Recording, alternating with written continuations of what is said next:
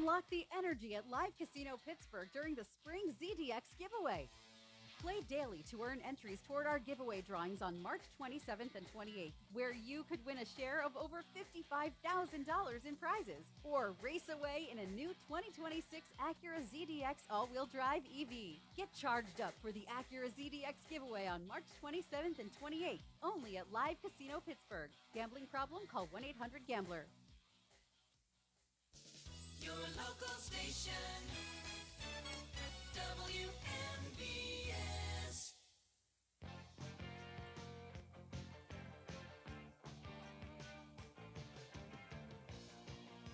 Good morning and welcome to another Saturday edition of the Sportsline, being brought to you this morning by my good buddy Tom Vernon and Casey Sports Cafe, located right here on South Mount Vernon Avenue in Uniontown, the Firestone Insurance Agency in Normalville, and by Bogies at Duck Hollow, now under new management. Come on out, enjoy fine dining. Phone 724-439-2150, located at 374 Duck Hollow Road in Uniontown. George Von Benko with you on a chilly Saturday morning. I know you'll still be out and about doing all your weekend activities, but I hope you'll take time out from your meanderings this morning to pick up the phone and give us a call. Two-way sports talk is the lifeblood of any sports talk show. Would love to hear from you on a variety of subjects. All you have to do, pick up the phone, call the WVU Medicine Uniontown Hospital talk line, 724-438-4593.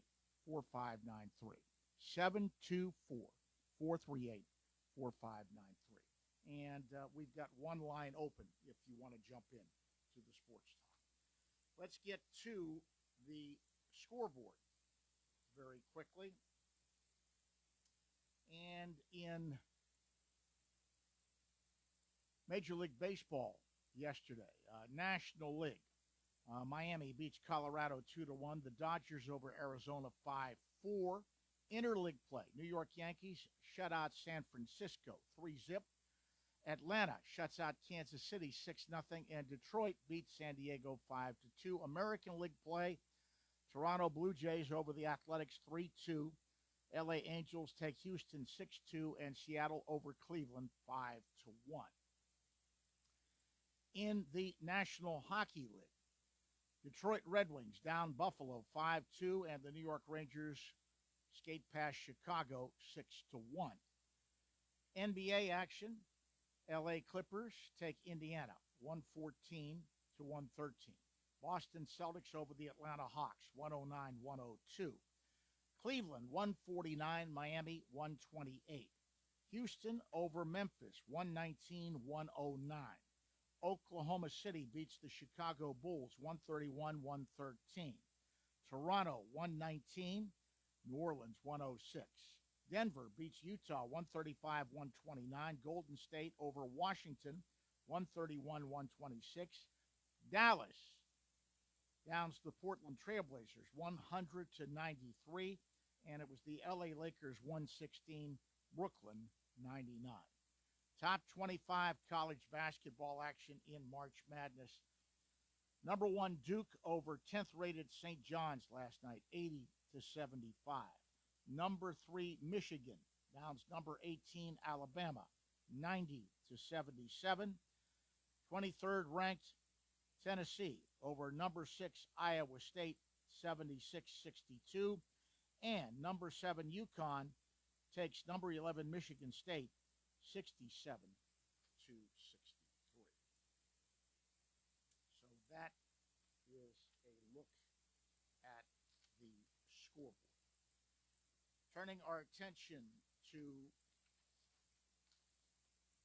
sports obituaries, one from the baseball world to report. Los Angeles Dodgers World Series champion Doug Camilli, the son of former National League MVP Dolph Camilli, has died at the age of 89. He passed away March 17th. A native of Philadelphia, Doug Camilli played Major League Baseball for 9 seasons, spending 5 with the Dodgers and 4 with the Washington Senators after starring at Stanford.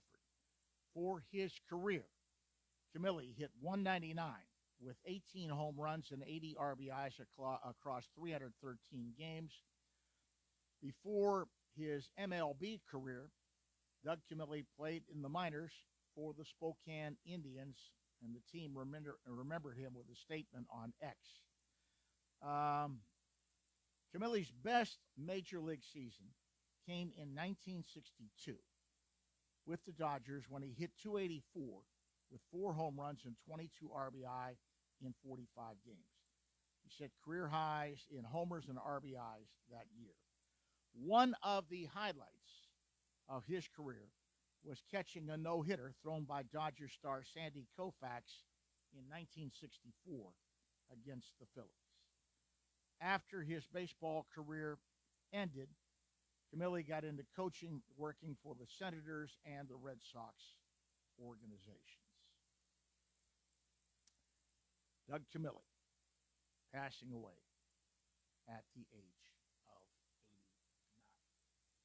89. All right, we're going to get a break in. When we return, we're going to open up the phone lines. Open line sports talk, your chance to get up on the soapbox and be heard. Whatever you would like to talk about pertaining to the world of sports, it is on the docket. Once again, the telephone number if you'd like to get involved. Now the WVU Medicine Uniontown Hospital talk line, 724-438-4593. Once again, 724-438-4593.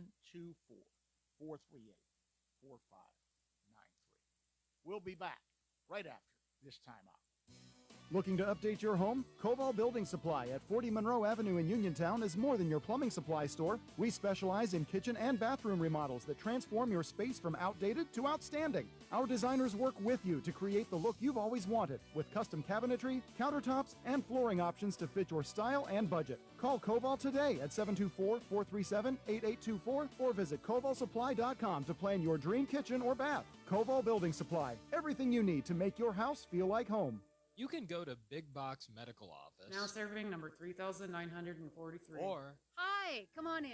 How are you? for personal, professional health care you can trust. See Dr. Paul Hardley and nurse practitioners Tara Bozek, Jessica Reckhart, and Stacy Morris, proudly serving our community for over 30 years. Need care today? Walk-ins are always welcome. For your primary care, call Dr. Paul Hartley at 724-437-1109 or visit ppcp.org. Or Serving number 3,944. For 35 years, Fay Penn Economic Development Council has been committed to its mission of growing Fayette County's economy and helping to bring jobs to the area. Whether you're a startup, existing, or new business in Fayette County, Fay Penn's lending team can work with you to decide if the Fay Penn Loan Fund suits your business's needs. Fay Penn's Loan Fund offers loans starting at $10,000, pending qualifications. Visit faypenn.org to learn more about financing opportunities for your business and to complete a pre-application form. there are over $5.8 million in $100 prizes in the new $100 blowout scratch-off game from the Pennsylvania Lottery. And we at WMBS want to give you a chance to get your hands on some of it. Now, through April 20th, just be the sixth caller to 724-438-4593 when you hear. And you'll win 6 of those $5 tickets. What would you do with an extra $100 today? Benefits older Pennsylvanians every day. Must be 18 or older to play. Please play responsibly.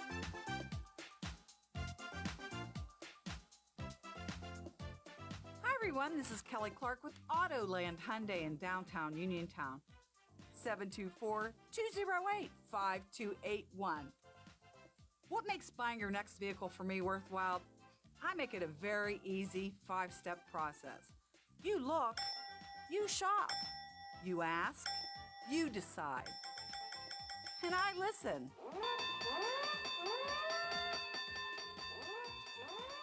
Kelly Clark, Autoland Hyundai, 724-208-5281.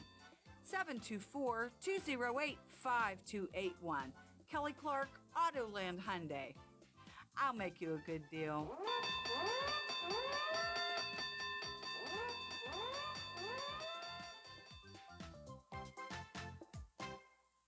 If you're an athlete, you know the importance of a strong recovery. NovaCare provides several athletic training programs geared toward athletic-related injuries and collaborates with Albert Gallatin, Uniontown, Fraser, California, Jefferson Morgan, Waynesburg, West Green, and Mapletown school districts to help student athletes stay at their best. From coordinating additional specialist care to treating on-site injuries, their experts cater to your personal needs. Specialized services include concussion diagnosis and rehabilitation and treatment for sport-specific injuries. For more information on athletic training at NovaCare, visit novacare.com or contact your local office today.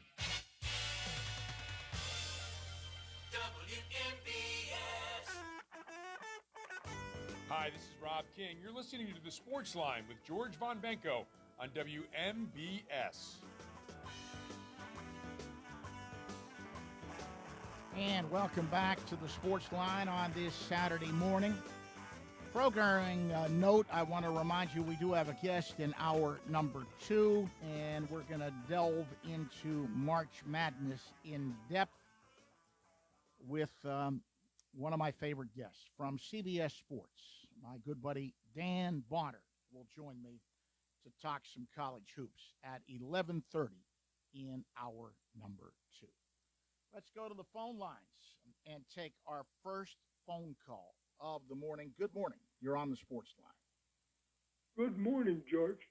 Charles, I hope you haven't printed your World Series tickets yet. I have not, but what I have printed is a ticket for O'Neill Cruz to go to the Hoosier State right now. Well, I've had enough of it, George. I don't think that's going to happen, but George, I got one big question. Why, in God's name, was he not wearing sunglasses? well, yes, but that's just a part of his stupidity and laziness. That's what it is. George, I can understand players that try hard and can't make plays. That's baseball, that's effort.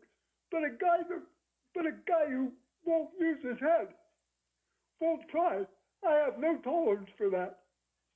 None. He needs to be off the team right now. Well, I don't think it's going to happen. They've invested money in him. They've invested time. And all I can say is I had a long chat with Tom Holliday yesterday, and he pointed out a basic fact in baseball, that your strength on any ball club is up the middle. Catching, pitching, second, short, center field. And the Pirates are not strong up the middle. George, if Jim Lehman was managing a team, O'Neill Cruz wouldn't play another inning for a long time until and if he got himself straightened out. Well, then let's look at the manager. Don Kelly is a Leland disciple. Well, Don Kelly better take a look at that and act right now. You don't let us, George. That's demoralizing to the other 25 players on the roster.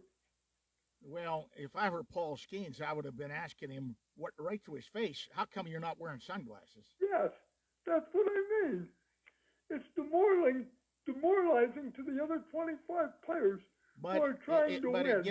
Get back, it's not as if I haven't warned everybody.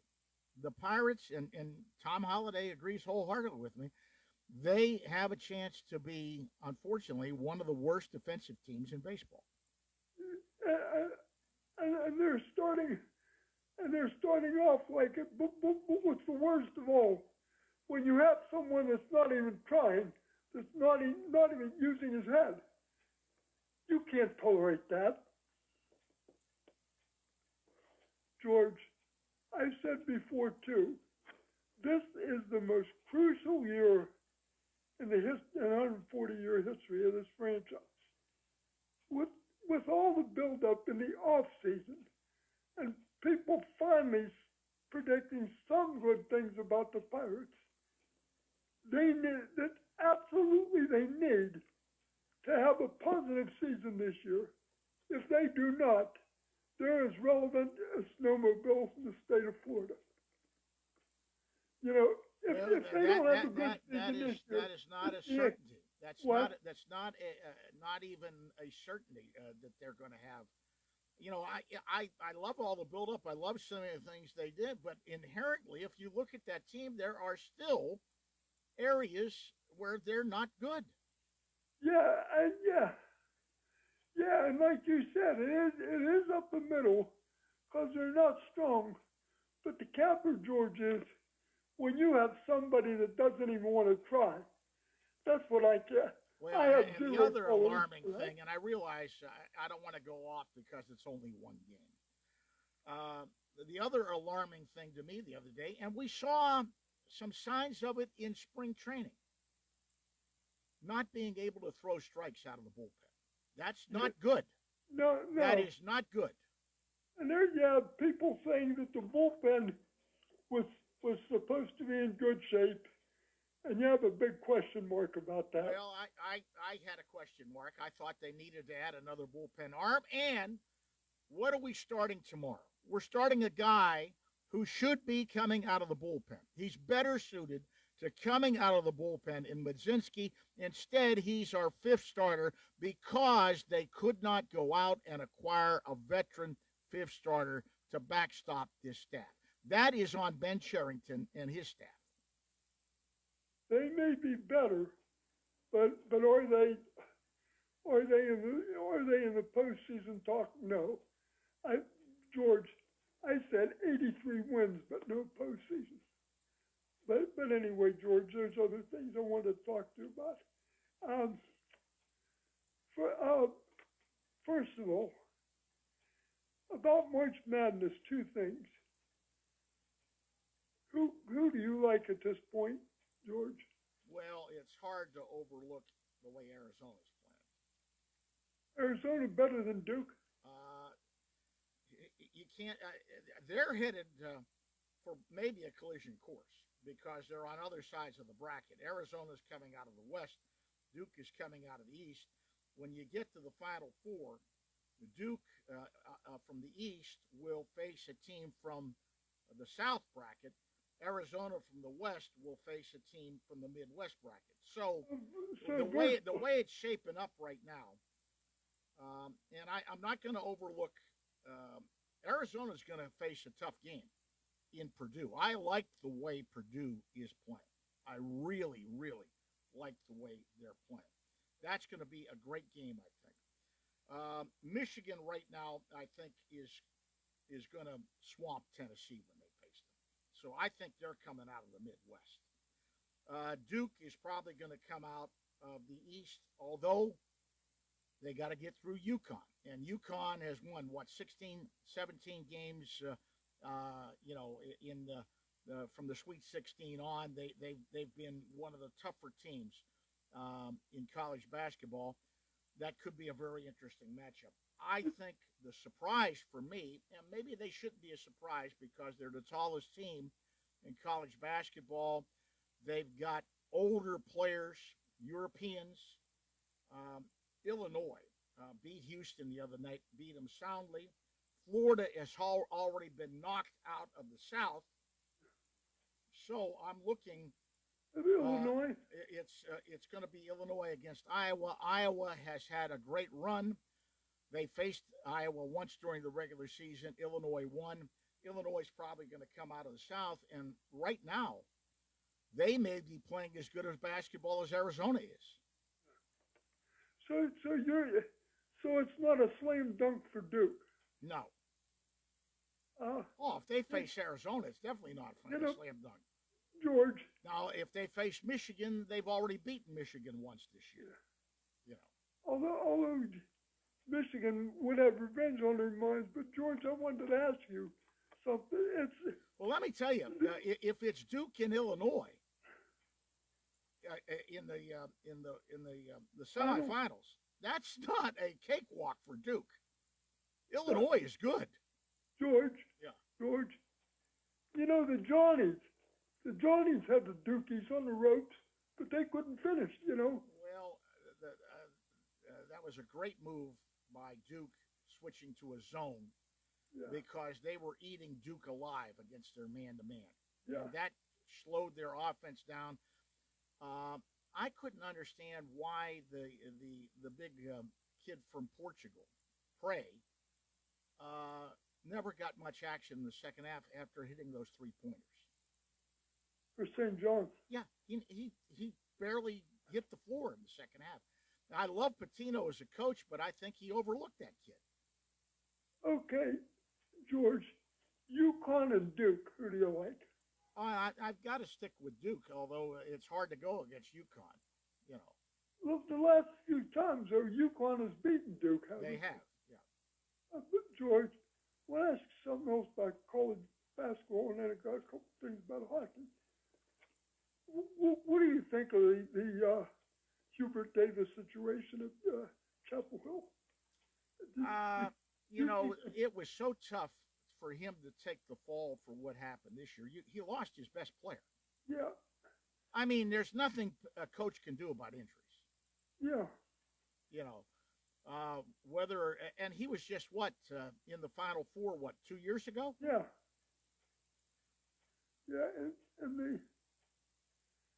Yeah, But it's another sign that there's very little patience anymore in college basketball. Yeah, and particularly you got a luminary school like, North Carolina, don't forget, among other things, North Carolina probably had the greatest basketball player that ever lived.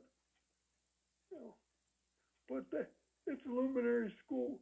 But George, I want to ask a couple things about hockey. First of all, do they have a comeback player of the year award in hockey?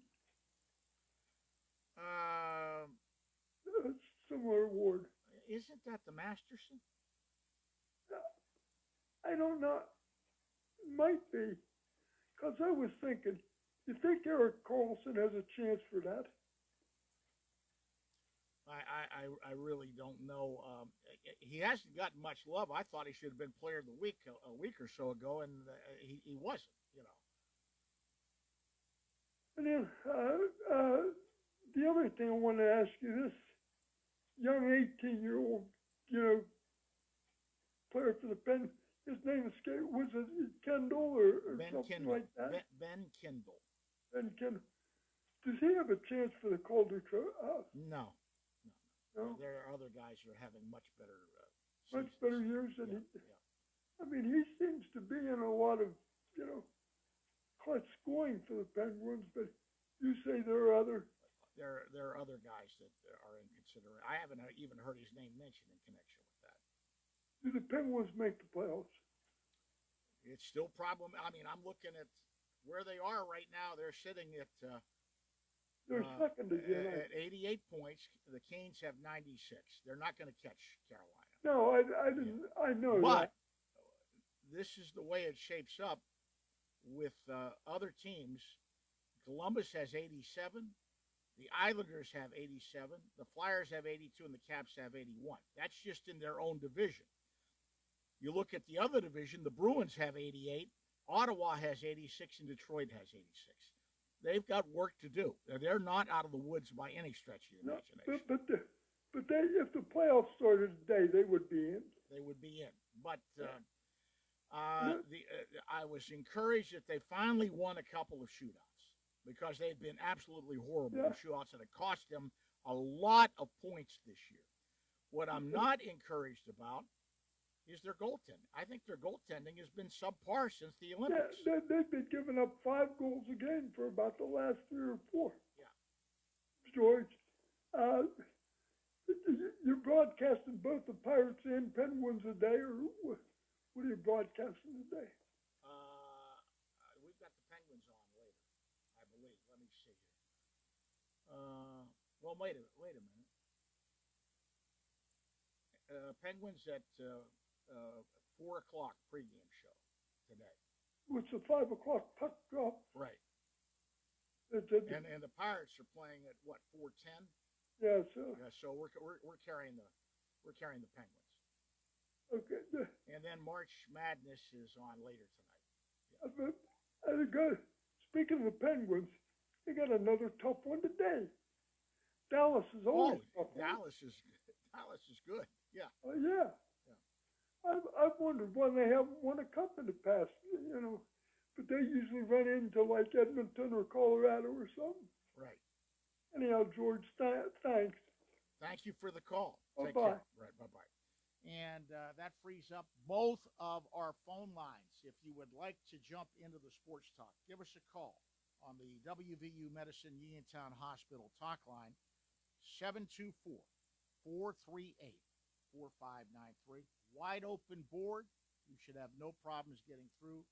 Do come ahead with your questions and comments. 724 438 4593. That is the number to call. One thing I wanted to mention, and my good friend Mike White of the Pittsburgh Post-Gazette pointed this out on X this week, and it remains a problem, and the PIAA is not willing to address the problem. They just aren't. I don't know whether the legislature can do it. It's probably going to have to be the legislature that addresses the problem. But this year,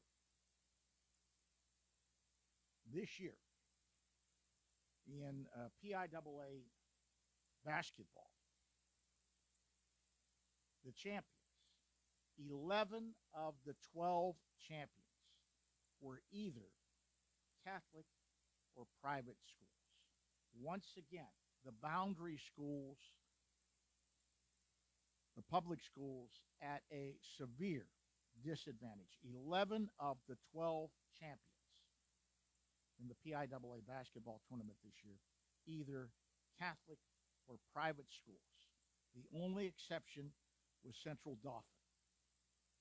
And if you want to expand on that a little bit, as Mike pointed out, the past 3 years, 16 of the 18 champions in the PIAA basketball tournament were Catholic or private schools. I mean, there's coming to the point where, and I've been saying this for a while, and coaches have been saying it, and the same thing exists to some point in football as well, and I heard the coaches talk about it. They have to do something to address this. Other states have done it, but that's pretty damning numbers. It really is. Pretty damning numbers.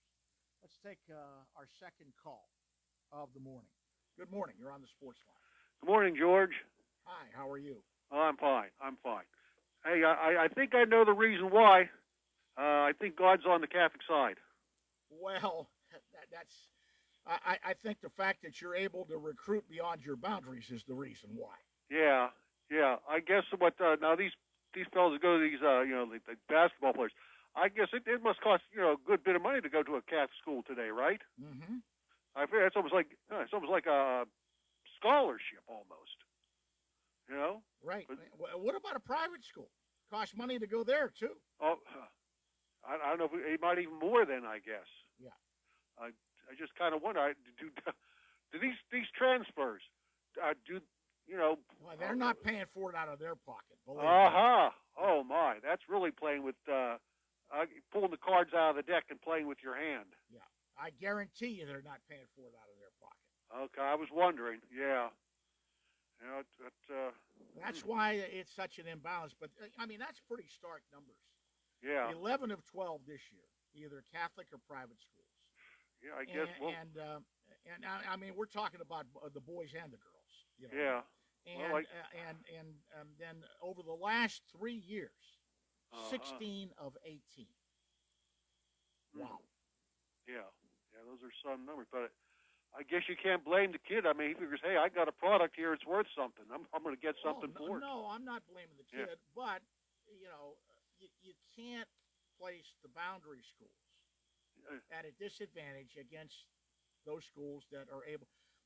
The one team, the letter, what was it?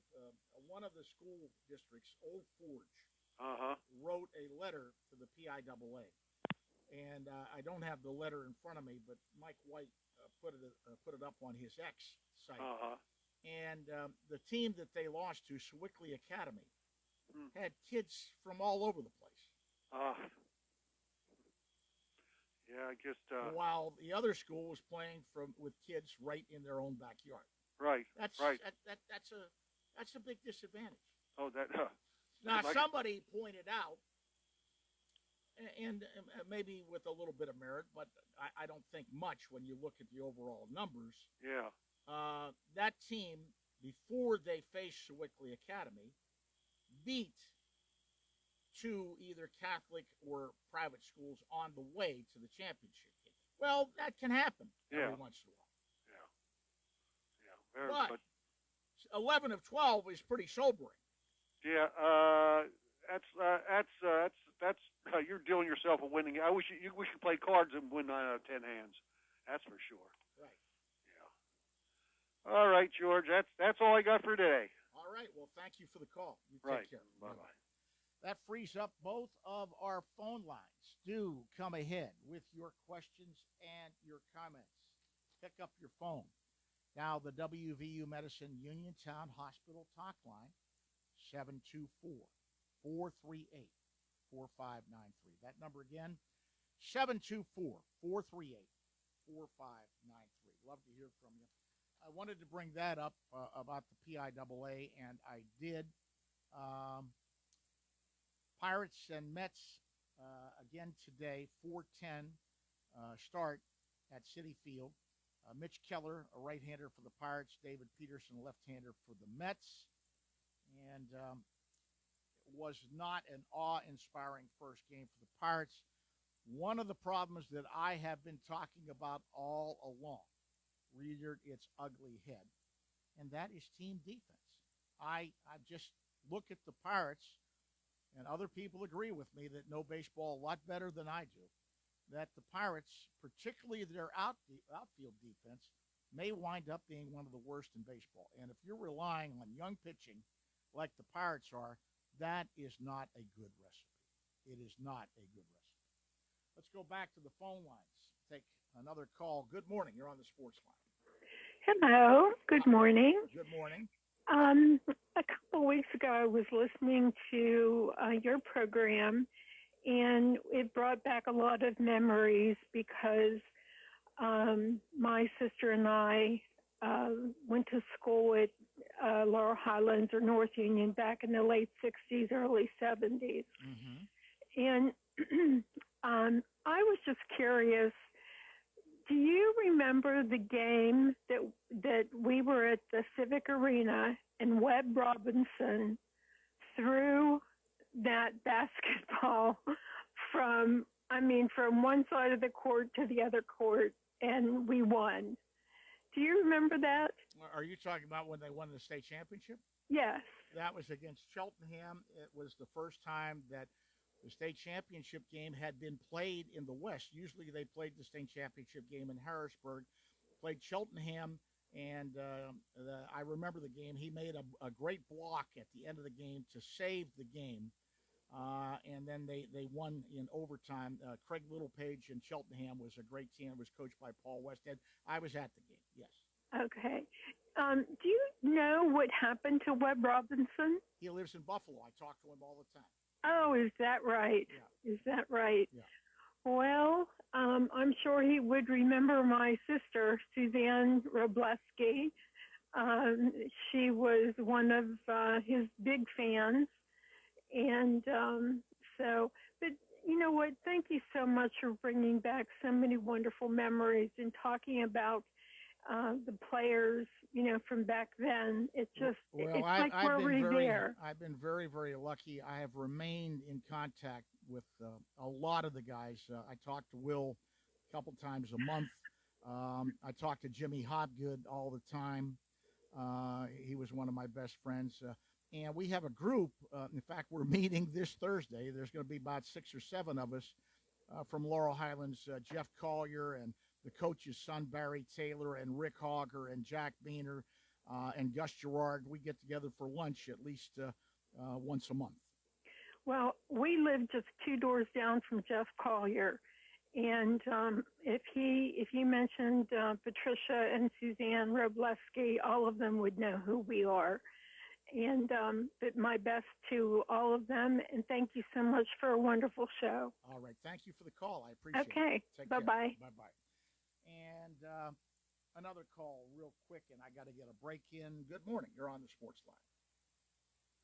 The latest issue of Baseball America is out, and hold on to your chapeau. The Pirates farm system is ranked first.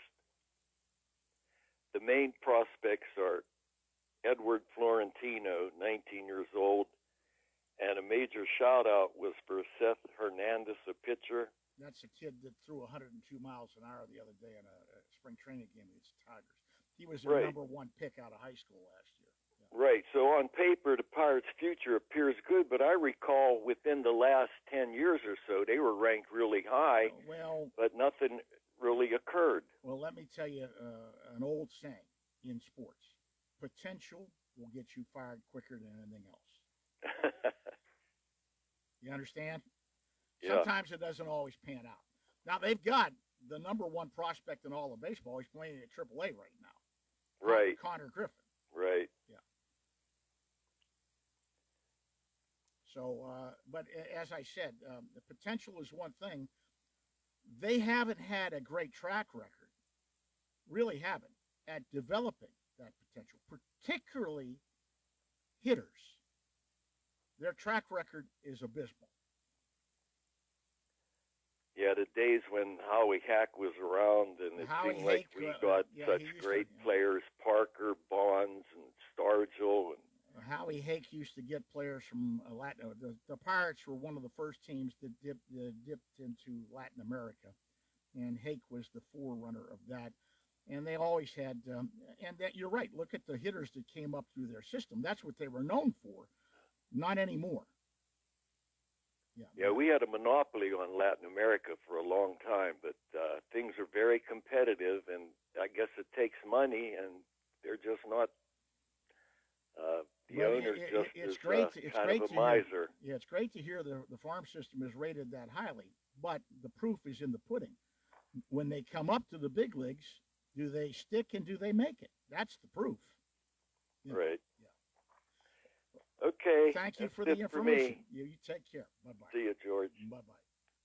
And that frees up both of our phone lines. We're going to get a break in, and we'll come back with more. Do come ahead with your questions and your comments. Pick up your phone. Dial the WVU Medicine Uniontown Hospital talk line. 724-438-4593. 724-438-4593. Give me a call. You should have no problems getting through. We've got a wide open board. Back with more right after this. Wind, hail, sudden leaks. When your roof takes a beating, we're here for you at AR Roofing and Remodeling. We're a locally and veteran-owned contractor available 24/7 for repairs. As an Owens Corning Platinum Preferred Contractor, we get the job done right. Call 724-550-3064 or visit arremodels.com for your free estimate.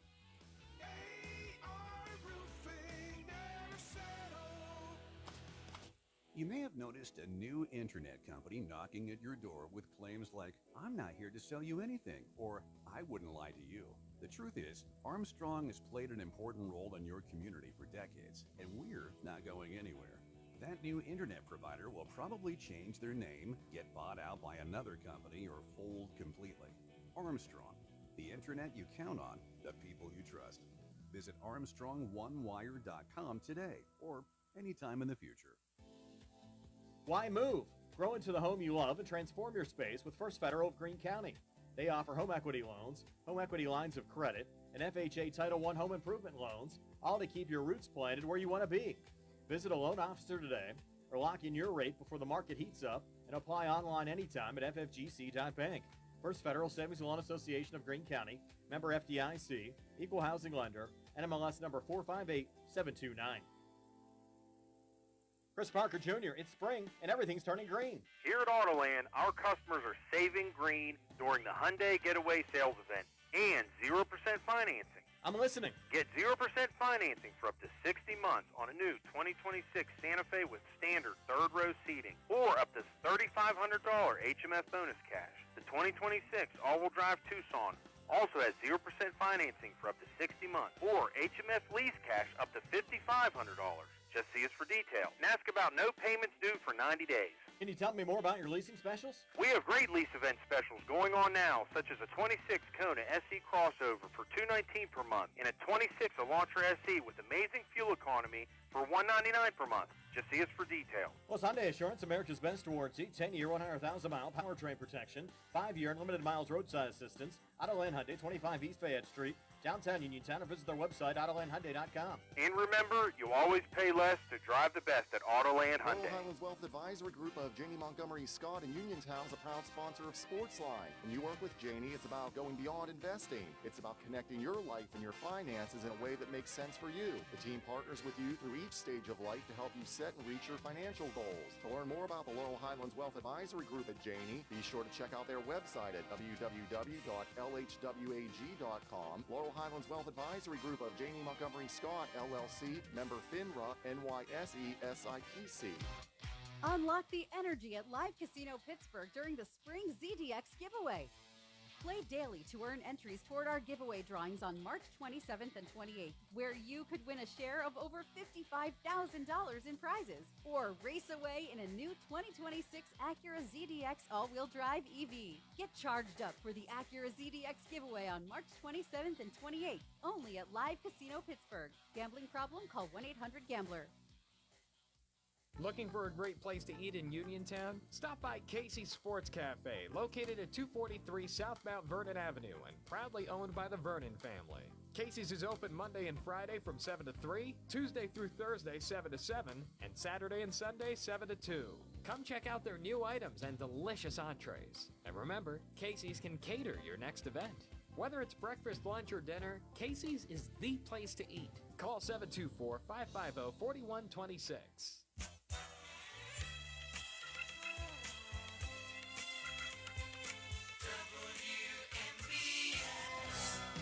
Hi, this is Bill Hillgrove, and you're listening to the Sportsline with George Von Benko on your local station, WMBS. And welcome back to the Sportsline. Moving down the home stretch here in hour number one. If you want to get into the conversation, great time to do it right now. I am gazing at a wide open board. We've got about 10 minutes left in the first hour. Jump into the conversation. Give us a call. Call the WVU Medicine Uniontown Hospital talk line, 724-438-4593. Once again, that number, 724-438-4593. That is your ticket to conversation. Anything and everything pertaining to the world of sports is fair game. And as I said, you should have no problems getting through. We've got a wide open board. The numbers I read about the PIAA basketball tournament actually sparked a little conversation, and I'd like to talk about that a little bit more. But Mike White posted online that 11 of the 12 state champions this year in the PIAA basketball tournament for the boys and the girls were either Catholic or private schools. The only exception was Central Dauphin. And if you expand it a little bit further, as Mike did, 16 of 18 PIAA basketball champions over the last 3 years were Catholic or private schools. It's a problem. You can bury your head in the sand, PIAA, but it is not going to go away. Now, I realize they are afraid of a lawsuit, but other states are having separate playoffs. The boundary schools should not have to play against some of these schools. They just shouldn't. It's an unfair advantage. And you know, if you do separate playoffs, they're fearing that it may be a lawsuit in the making. Maybe the legislature and some legislators have brought it up. Maybe they need to get involved. But it was much more equitable back in the day when the Catholic and private schools played for their own separate championship, and the boundary schools, the public schools, played for their own separate championship. It was just more equitable. It is really acute in basketball. It's bad in football, not quite as bad as it is in basketball, though. And I haven't seen numbers for some of the other sports, but I would be interested in looking at that too. I would imagine there is still an advantage for the Catholic and private schools in the other sports as well. What are your thoughts on that? Would you like to see separate championships, or do you want to keep it at status quo? I mentioned the Pirates and Mets today. The Bucks got off to a rocky start, and a lot of finger pointing at O'Neal Cruz, and rightfully so. He just has not come on as a center fielder. He has defensive lapses. He hasn't really performed at the plate the way they want him to do. My only fear with Cruz, and I mentioned this to Tom Holliday when I spoke to him the other day. Tom Holliday says they should try and trade him. Well, that's all well and good, but you expended a lot of time and effort in this player, and he has not developed the way you want him to. I've seen this before with the Pirates, where they trade somebody and somebody else with another franchise unlocks that potential. I've seen it countless times with other players for the Pirates, and I sort of fear that with Cruz. But you're getting to the point where it's really becoming a problem with O'Neal Cruz. Let's go back to the phone lines. Take another call. Good morning. You're on the Sports Line. Good morning, George. Good morning. I love Kelly as a manager, but yesterday he was, during an interview, instead of addressing Cruz's two missed plays, he was praising him for running out a double play ball. Which you're supposed to do. Did you happen to hear that? I did hear that. And, that's what you're supposed to do. Yeah, I couldn't believe he, not, of course, we don't know what goes on behind the scenes. We don't, but there I mean, are other, would he have been, he is a Leland disciple. He claims that he's a Leland disciple. Yeah, I mean, I love him as a manager. I think it's the best choice they made. My question to you is, knowing Jim Leland and the way he handled things in the past, what would he have said? Yeah. I doubt there would have been much praise. There comes a point where you can't coddle him anymore. Yeah, and it takes a bad effect on. And the most egregious thing, he should be fined for not wearing sunglasses. Yep, absolutely. I don't know if he doesn't like sunglasses. I don't care whether you don't like them or not. Yeah. When you make plays like that, you better start wearing them. You're darn right. I can't imagine. And if I was his pitcher, I might paste him to his head. Yeah, that would be a good idea. That's probably the only way. I mean, he's a head case. He just, and with their younger players now starting to come up, why would you want a guy like this on a team? Yeah. Well, as I said, I have one big fear about Cruz. I'm not going to deny that he has talent. He does. He does. We've seen flashes of it. This is what I worry about. And this gets back to one of the Pirates' really, really big problems with me. Player development they're one of the worst teams in baseball, in my opinion, in player development. They have been for well over a decade. They didn't used to be that way, but they are now. And I blame that on the front office and the people that are hired for their player development. But my fear with Cruz, and we've seen this happen with other people, Jose Bautista goes to Toronto, becomes a home run hitter. Some of their pitchers that they traded, Glasnow and people like that. You trade these guys with talent because they're not panning out, and somebody else, somewhere else, unlocks the key. Yeah, and that's my fear. Yeah, I agree with you. But I think there just comes a point. It's like supposedly he was being tutored all during the off season by one of their Yeah, well, I think the third base coach or something about playing center field. You know what? I think that his grade should be a big fat F. Yeah, definitely. But where else would you play him? Well, the only other place that they could use him would be as a DH, because you're not going to put him back at shortstop, I don't think. But they just spent a ton of money on Marcell Ozuna. He's your DH. Yeah.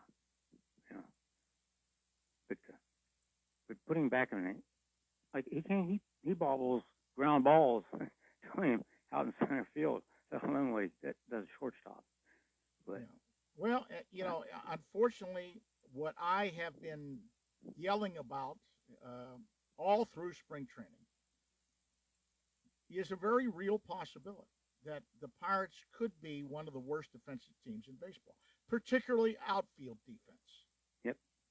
Yeah. And that's not good for a young pitching staff. Yep. You got to, like you say, you got to be strong up the middle. And they're not strong up the middle. That's the core. I don't think their catching is that good, although Davis has improved defensively, but he's still a liability as a hitter. Second base and shortstop are okay. We're going to have to see when shortstop is eventually taken over by Griffin. And then you've got, a kid that Tom Holliday described, and I love Tom Holliday, and he knows baseball a lot better than a lot of people I know, described him the other day as lost in center field. Lost. You want that? You want that in center field? Lost? That's what you got. Listen, I got to run because I'm up against the news. Okay, George. Thanks a lot. For your call. Take care. Okay. Have a good weekend. Thank you. And that puts a capper on hour number one. Stick around. Another full hour of sports talk coming up. College basketball talk in hour number 2 at 11:30 with Dan Bonner of CBS Sports. The Sports Line is being brought to you this morning by Tom Vernon and Casey Sports Cafe, located right here on South Mount Vernon Avenue in Uniontown. The Firestone Insurance Agency in Normalville, and by Bogies at Duck Hollow, now under new management. Come on out. Enjoy fine dining. Phone 724-439-2150, located at 374 Duck Hollow Road in Uniontown. The news is coming your way next from the CBS Radio Network, right here on your local station, 590 AM and 101.1 FM, WMBS, Uniontown, Pennsylvania. This is CBS News on the Hour, your home for original reporting.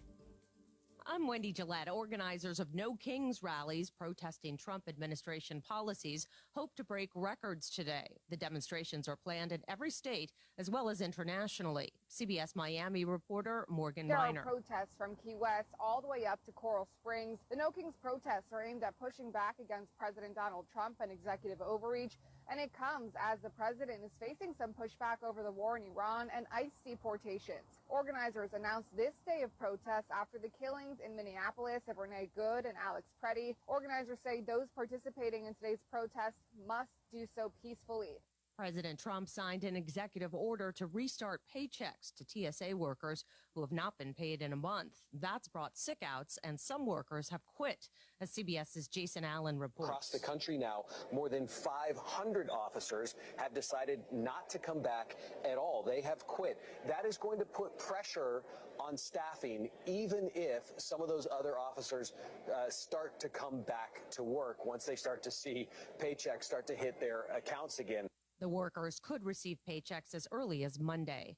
The U.S.-Israeli war against Iran launched 1 month ago. The Strait of Hormuz remains effectively closed to shipping. Correspondent Holly Williams on the ramifications. With strikes and the threat of mines, Iran has effectively paralyzed traffic through the narrow passage since the early days of the war, sending energy prices soaring. The Strait of Hormuz normally carries around 20% of the world's oil. Golfer Tiger Woods was arrested for DUI yesterday near his Florida home. Police say he hit another vehicle and rolled over his Land Rover, the third car crash of his life. CBS's Nicole Valdez. In 2021, Woods was badly hurt in a different rollover crash in California. His leg and ankle injuries so bad, doctors considered amputation.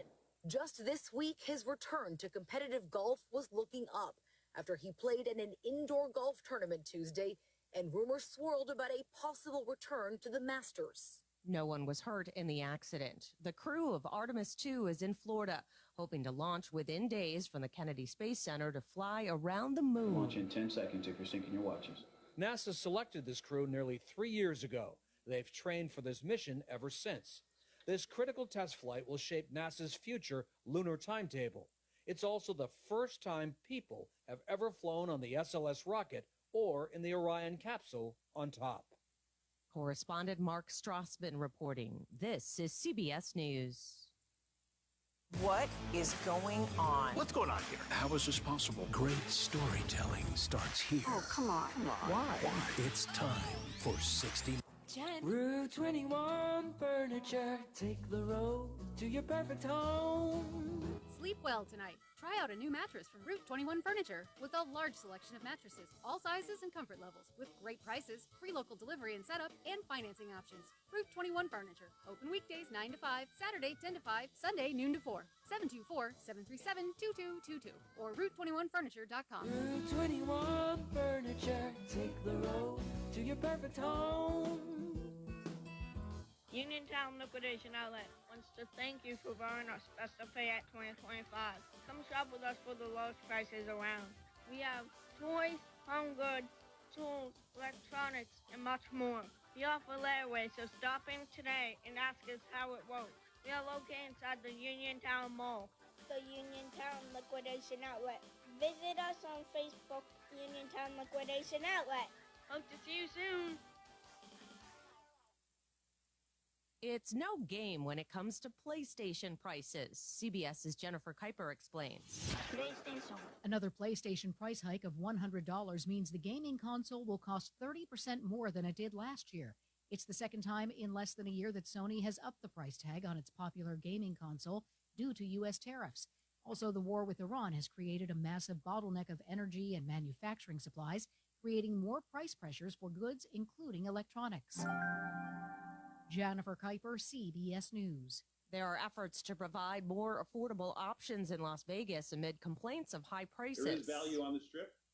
Caesars Senior Vice President Ken Ostenpowski has receipts for those who complain prices have spiked too high in the city, like $49.99 all-you-can-eat prime rib at Jack Binion Steakhouse at Horseshoe Las Vegas. The record is 8 prime ribs ingested.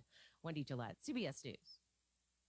Are you looking to list or sell your house? Now is the time to let the professionals at Caldwell Banker Laurel Ridge Realty help you with all of your real estate needs. Caldwell Banker Laurel Ridge Realty has 2 convenient locations to better serve you. In Uniontown area, 724-437-7100, or in Connellsville area, 724-628-7200, and speak with one of our real estate professionals. Visit our website, caldwellbanker.com. We have been proudly serving Western Pennsylvania area for over 30 years and look forward to helping you with all of your real estate needs. Broker Paul Borge Jr. Go to Ford of Uniontown and trade me in. It's Dominic Carbone with Jessica Caringla with your 7-time President Award-winning Ford of Uniontown. Truck Month is on the horizon, and we're kicking this thing off with a bang. Running all the way to the end of March, and we're talking massive savings. How massive? Well, I'm glad you asked. Take up to $8,000 off select F-150s or $6,000 off with interest rates at 2.9 for 60 months, 3.9 for 72, and only 4.9 for 84 months. And that's not all. We got deals on Super Duties, Mavericks, and Rangers. Just stop, click, or call for details. Here at Ford of Uniontown, our commitment is to make sure you have the best experience, not only buying a vehicle, but getting it serviced as well. That's why we offer online maintenance appointments and free pickup and delivery. Your truck knows, shouldn't you? That's Ford of Uniontown on the hill across from Applebee's. 724-425-5980 or FordofUniontown.com. Price excludes taxes and transfer fees, must finance with Ford credit, and not all buyers will qualify. For economy, price, and quality service, call Economy Furnace. Don't rely on luck when it comes to your tax return. Hot days are on the way. Time to swap out that old air conditioner and stay cool all season long. Turning your tax return into an HVAC upgrade is a very smart move. As we spring ahead into summer heat, don't let your tax return sit idle. Invest in a home comfort system and enjoy comfort and savings for years to come. Our partnership with Amana means you can enjoy top-of-the-line quality and unbeatable efficiency. Not yet ready to replace? Remember to schedule a clean and tune-up for efficiency and longevity. Don't forget about those dirty ducts. Easy Air Professional Duct Cleaning will get the job done right with improved air quality and energy savings. Contact us today at 724-438-4575 for a free consultation to maximize your tax return, then enjoy a comfortable, healthy, and cool spring and summer. For economy, price, and quality service, call Economy Furnace. Spring flowers are right around the corner, and so is prom season at Patty's Bridal. We have a prom sale you won't want to miss. All prom dresses are 50% off. That's right, not 10 or 20%, 50%. Every single prom dress at Patty's, located at the Uniontown Mall, is marked down now. Don't wait, as they will go fast. Find the dress that will make your prom night magical at Patty's Bridal, open daily from 11 a.m. to 4:30 p.m. or call at 724-439-1168.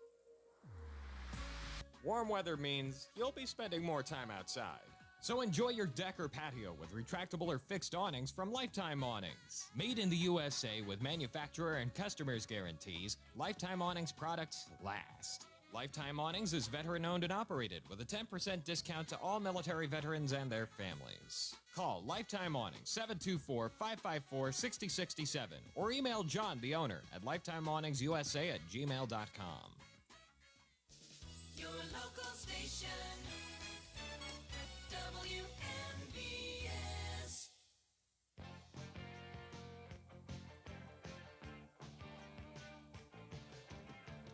Welcome back on board for hour number 2 of the Sportsline, being brought to you this morning by my good buddy Tom Vernon from KC Sports Cafe, located right here on South Mount Vernon Avenue in Uniontown, the Firestone Insurance Agency in Normalville, and by Bogies at Duck Hollow, now under new management. Come on out. Enjoy fine dining. Phone 724-439-2150, located at 374 Duck Hollow Road in Uniontown. George Von Benko with you on this Saturday morning as we forge ahead into our second hour. We continue in the open line mode. Your chance to get up on that soapbox and be heard. Anything and everything pertaining to the world of sports is fair game. And if you had a problem getting through in hour number 1, you should have no problem right now as we start hour number 2. I'm gazing at a wide open board. Lines are open. Do come ahead with your questions and your comments.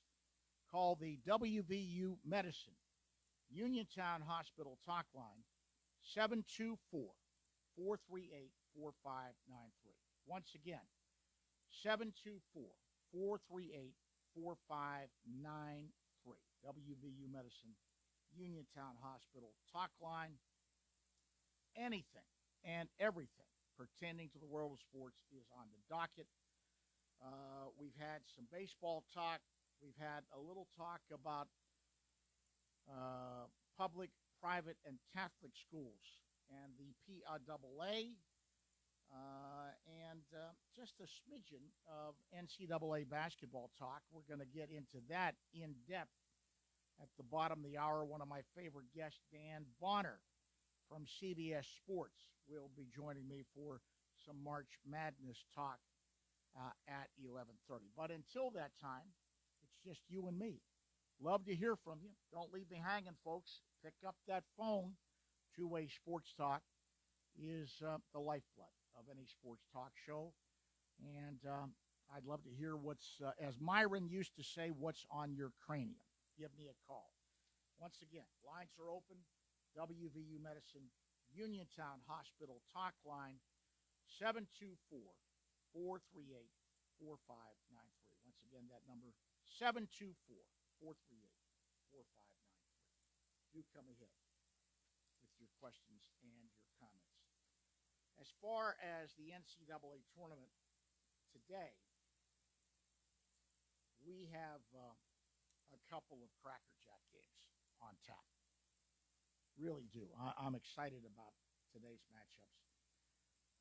A team that I have mentioned several times that I thought was playing outstanding basketball, maybe the best basketball in the tournament, coming off their win in the Big Ten championship game.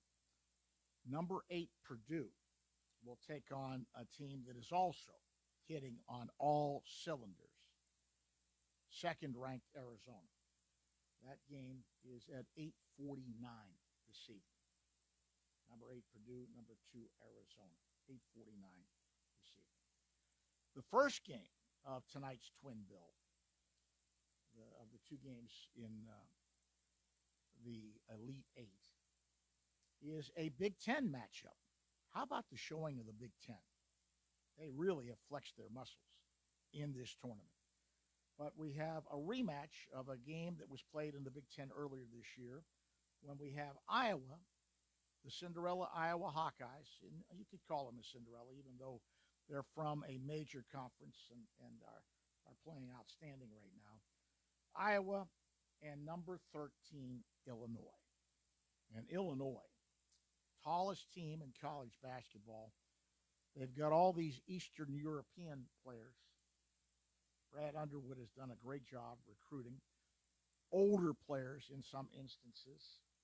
And they're just playing really, I mean, what they did to Houston, and Houston was a team I really, really liked. They just dismantled Houston the other night. Houston had no answers for Illinois. I believe Illinois beat Iowa by 6 points during the regular season. So that's an interesting rematch between two Big Ten rivals, Iowa and 13th rated Illinois. Those are the two games on tap today. And, of course, we'll have UConn and Duke tomorrow, and Tennessee and Michigan tomorrow. Two more really, really good ball games. Your thoughts on March Madness? If you want to get into that, we can talk about that. I did spark some conversation with that tweet that Mike White put out about the state basketball championships and the inequity that the PIAA continues to allow to happen this year in the PIAA basketball tournament for the boys and the girls. 11 of the 12 championship teams were either Catholic or private schools, able to recruit beyond their boundaries. Boundary schools, the public schools, at a severe disadvantage. 11 of the 12 teams this year that won state championships, either Catholic or private. And Mike expounded on it a little bit further. If you go back 3 years, by the way, the only exception this year was Central Dauphin. But if you go back 3 years, Mike pointed out that 16 of the 18 PIAA champions were Catholic or private schools.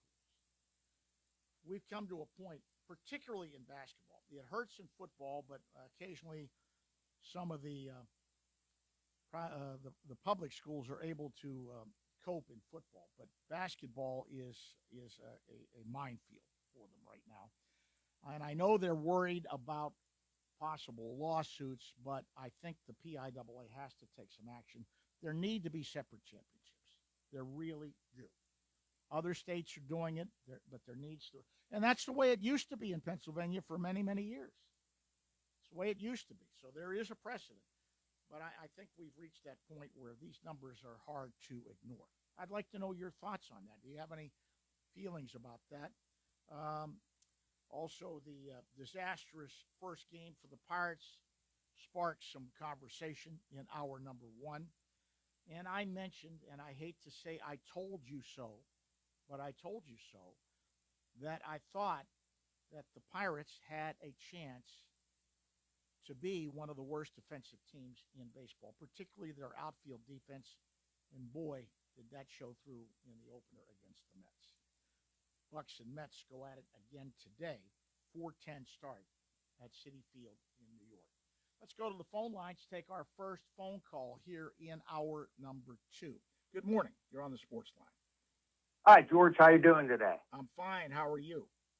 Great weather, and hope it's going to keep on coming. Well, George, I don't even want to talk. It's going to get colder, and we're going to get some rain, but hopefully it'll pick up again next week with good weather. Yeah. I hope so. I don't even want to talk about the Pirates.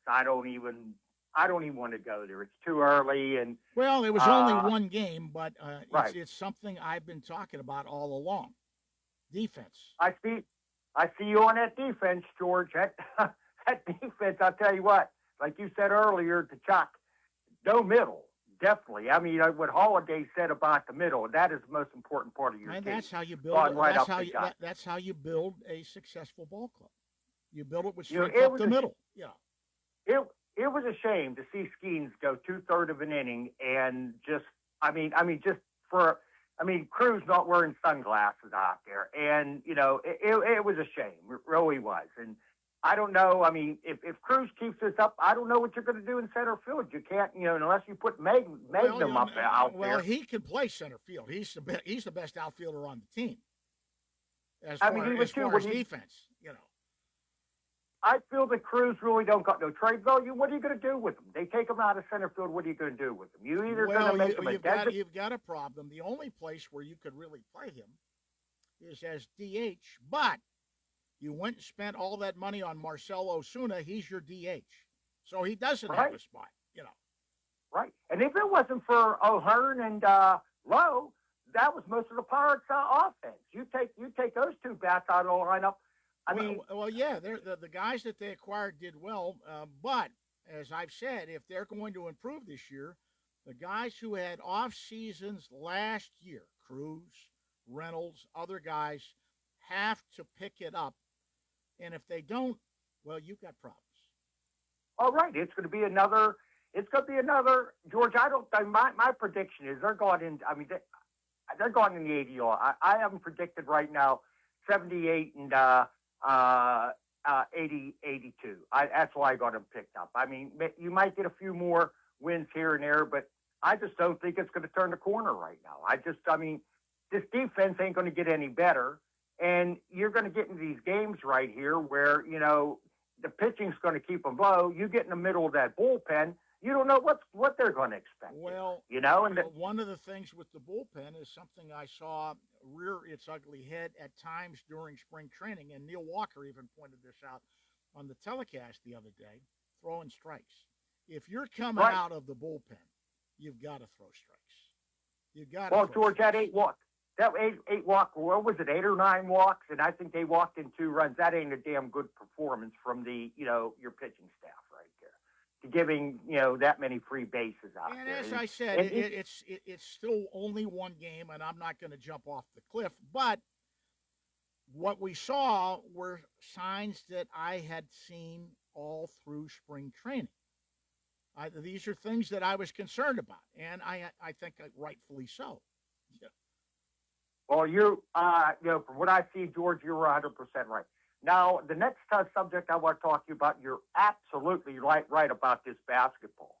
And, these, I'm just saying, using one team, for example, look at Greensburg Central Catholic. They're in the middle of 4 school districts, Hempfield, Norwin, Greensburg, Salem. And look, a small school like that can bring in championships. I mean, they've won them in baseball. They won them in, they won this year in girls basketball.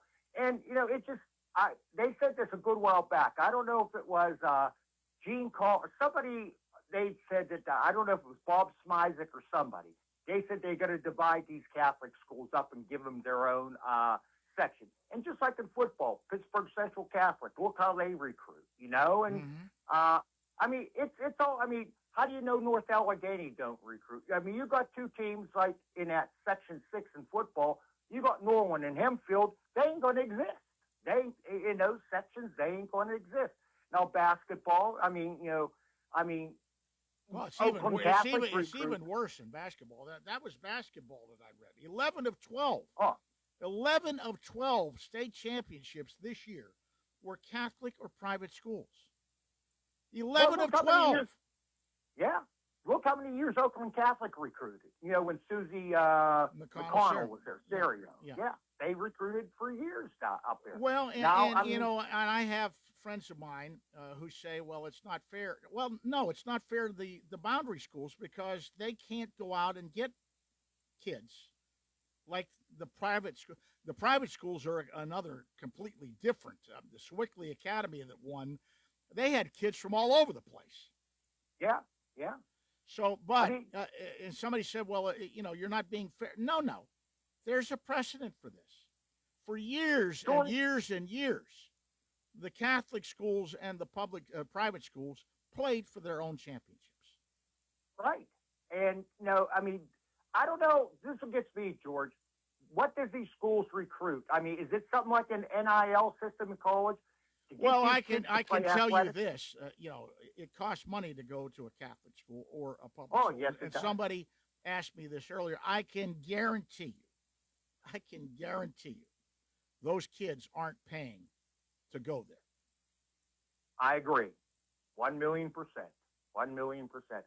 But George, this is something that you get these schools that actually take, athletes away from, say, the schools in the district. But I agree. They talked about this years ago of giving them a league, and it's just like any other player. If somebody, I'm just saying, like in football too, like El Equipa. I think El Equipa's recruiting. Now, like their football program's dynamite, and their basketball program. Well, they did have a good boys basketball program, but other than that, there's schools out there do recruit, George. And to get people to play there, and I think the PIA should do something about it, or the Catholic schools put them in a different league. I don't know, George. It's a touchy situation, but these Catholic schools are just going to dominate, and I know the Catholic schools are one part of it. The private schools are completely they recruit it even broader than the Catholic schools do. They're bringing kids from out of state to play. Now, what's that? Obama Academy, is that a private school? They recruit? No, Obama Academy is not a private school. That's a Pittsburgh City League school. Okay. Now they draw from Shenley and a couple of the schools that are no longer in existence. They combined those schools. Okay. But I just think that something, Obama Academy is actually, if you want to think about it, they're actually the remnants of Shenley. Okay. Yeah. But I just to me now, I just looked it over and said, these schools dominate, and I remember years ago before they left the Philadelphia schools. Well, that's the Wild West in Philadelphia. They do what they want to do, and the PIAA doesn't legislate against. As I said, and I understand the PIAA is worried about a lawsuit, and that might happen, but then that falls on the state legislature to do something. In my opinion, George, I don't think they're going to stop it unless they really, it's just going to keep going on. And the only thing that they could really do is start a separate league for these schools. And even too, George, I don't like about these sections that it's enrollment now.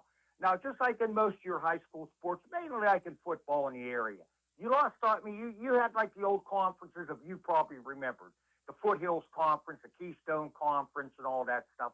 You had the schools playing against one another. You had good team rivalries and all that, and it packed the house and all that stuff. When they went to that enrollment of schools and everything, they could pack houses every week in football. I don't think enrollment is really a good barometer. You've got some schools that are struggling, and I think participation is more of a barometer for where you should be than enrollment is. How many people you have playing the different sports?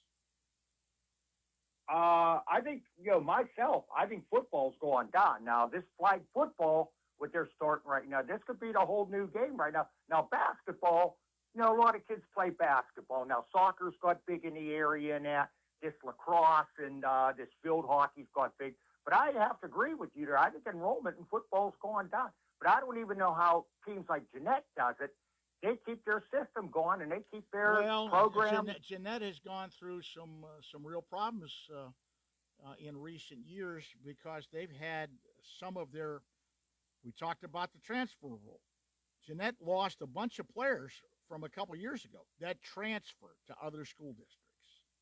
Well, they lost it to the Gateway. That was a state championship team. I think they lost. I know the two brothers. One, I think, two went to Gateway.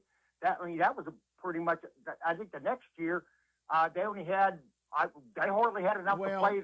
I just field wanted, the team. I just wanted to point this out, and Mike White pointed it out, and it is a problem, and it's a problem that is not going to go away. Something needs to happen, either the PIAA itself or the state legislature needs to do something. Listen, I got to get a break in, and then I'm going to talk basketball with Dan Bonner. Thanks for the call. Okay? Okay, thanks for the call, George. This is a good subject. Keep it up. Good job. Talk to you next week. Right, Bye-bye. And when we come back, we'll delve into March Madness with Dan Bonner of CBS Sports right after this. You can go to Big Box Medical Office. Now serving number 3,943. Or Hi, come on in. How are you? for personal, professional health care you can trust, see Dr. Paul Hartley and nurse practitioners Tara Bozek, Jessica Reckhart, and Stacy Morris, proudly serving our community for over 30 years. Need care today? Walk-ins are always welcome. For your primary care, call Dr. Paul Hartley at 724-437-1109 or visit ppcp.org. Or serving number 3,940. Laurel Highlands Wealth Advisory Group of Janie Montgomery Scott in Uniontown is a proud sponsor of Sportsline. When you work with Janie, it's about going beyond investing. It's about connecting your life and your finances in a way that makes sense for you. The team partners with you through each stage of life to help you set and reach your financial goals. To learn more about the Laurel Highlands Wealth Advisory Group at Janie, be sure to check out their website at www.lhwag.com. Laurel Highlands Wealth Advisory Group of Janie Montgomery Scott, LLC, member FINRA, NYSE, SIPC. Chris Parker Jr., it's spring and everything's turning green. Here at Autoland, our customers are saving green during the Hyundai Getaway Sales Event and 0% financing. I'm listening. Get 0% financing for up to 60 months on a new 2026 Santa Fe with standard third-row seating or up to $3,500 HMF bonus cash. The 2026 all-wheel drive Tucson also has 0% financing for up to 60 months or HMF lease cash up to $5,500.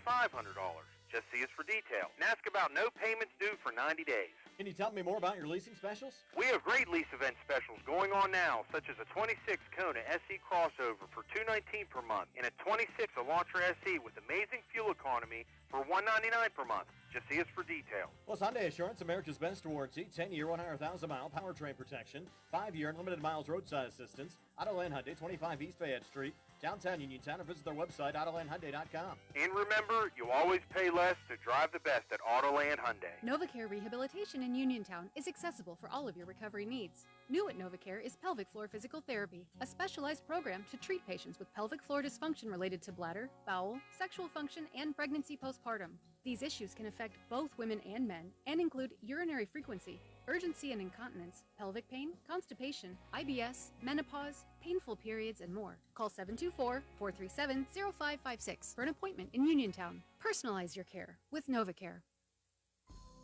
In 1986, the Firestone Insurance Agency in Normalville was started with a promise to provide clients with truthful, friendly, and courteous service. It worked. With an expanded client base, the Firestone Insurance Agency's customers are now able to choose from over 20 well-known insurance companies. So whether it be auto, home, business, or life, Firestone has you covered, and the promise to provide truthful, friendly, and courteous service is still in place. As an independent insurance agency, the Firestone Insurance Agency works for you. They do the shopping for you to save you time and a bunch of needless phone calls. Because let's face it, no one loves to shop for insurance. Call the office at 724-455-3900 or visit firestoneinsurance.net. Can't make it to Normalville? Let the Firestone Insurance Agency bring service right to your kitchen table. The Firestone Insurance Agency, 724-455-3900 or firestoneinsurance.net. Doing what is right for the customer, finding the most affordable rates while making sure there are no coverage gaps so you are fully protected from the unforeseen.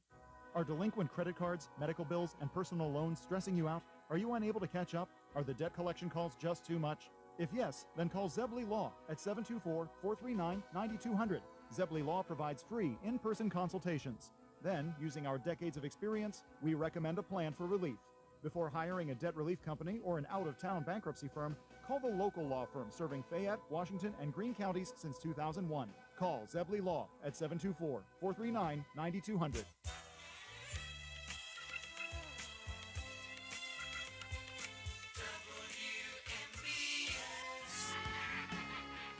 Hi, this is Penguins broadcaster Phil Bork, and you're listening to the Sportsline with George Von Benko on WMBS. And welcome back to the Sports Line, and we're going to shift gears a little bit. March Madness in full swing. We are into the Elite Eight, and joining me, as he always does at some point during the NCAA tournament, at least for the past few years, my good friend, former Virginia Cavalier from CBS Sports, Dan Bonner. Dan, how are you doing this morning? I'm fine, George. I hope you are too. Well, I'm caught up in the throes of March Madness. It happens to me every year around this time. I go mad for a few weeks, you know. All right. Well, George, can anybody tell the difference? Well, some people have said that, but you got to love college basketball. We've had some great games once again. A couple of blowouts, but that's going to happen along the way. But for the most part, there have been some really, really good basketball games. Yeah, there has been, George. As always, the tournament is fun. It's fun for different reasons every year, but it's been very impressive, the kind of games that we've had so far. You're right, there's always some blowouts, but, I mean, really good teams, really good players, and as always, it's just been a really enjoyable experience to participate in and to watch. Before we get too deep into this conversation, I promised somebody I would send his greetings to you. Your old teammate, Daniel Gus Gerard, says hello. You know, George, the best way to say that, and you should know this by now, is my former teammate, my longtime good friend. We try to avoid that three-letter word, OLD, when you get to be our age. Well, that's true. And if I'm not mistaken, you guys were recruited on the same day, I think. Yeah. Well, we were both recruited at the same time, and we were roommates in our freshman dorm, and we were roommates in an apartment our sophomore year. And, you know, so Gus and I, we have known one another a long time. Yep. Virginia made a nice turnaround after losing their coach last year and having to totally rebuild. They made a nice little run, and I think things are looking up in Charlottesville. They're getting name, image, likeness money, and I think some things are looking up for the basketball program in Charlottesville. Yeah. I think it is. You know, they have the basketball program wasn't so good when Gus and I were there, but you know, Terry Holland and Tony Bennett certainly built it to heights where nobody back in the 70s would have expected it to be. So they've got a very solid program there. They have a very good group of, good base of donor support. And in Ryan Odom, I think they made a really good hire. They had a great year this year, but as is the case with most college basketball teams, it'll be another almost complete rebuild for them in Charlottesville, given the guys whose eligibility is up, given the guys who will go pro, and given the guys who will go someplace else. So it's going to be a challenge every year, but they certainly, again, they have the donor base, they have the facilities, and I don't call it name, image, and likeness, George, because that's not what's going on. What Caitlin Clark did when she was at Iowa, not taking a penny from their collective, but making all her money through her own commercials, that's name, image, and likeness.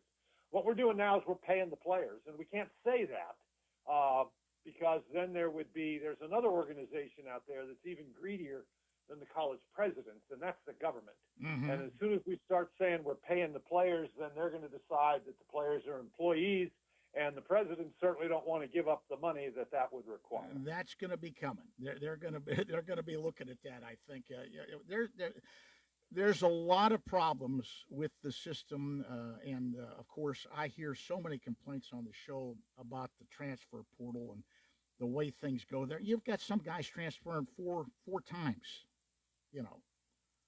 Well, yeah, you do, George. But by the same token, we were just talking about Virginia, and Ryan Odom, the job he did there was amazing.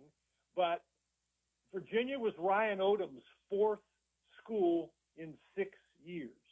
Now, had that been a player, everybody would be up in arms. But it's okay for a coach.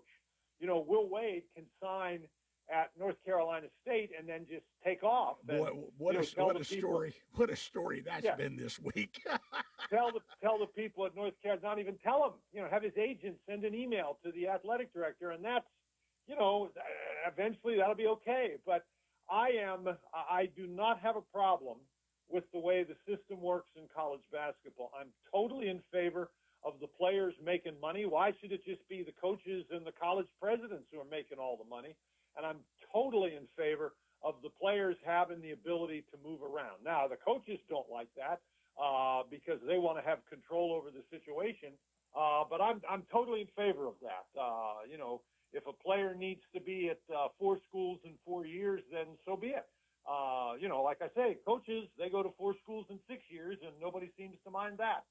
Well, somebody did bring up an interesting point, but you're going to open up a Pandora's box if you do it. If you start treating them like employees where they have to sign a contract, that opens up a lot of different things. But if you do that, well, if you're an employee, then you can't readily move as much as you did before. So there's so many possible ways that things could go.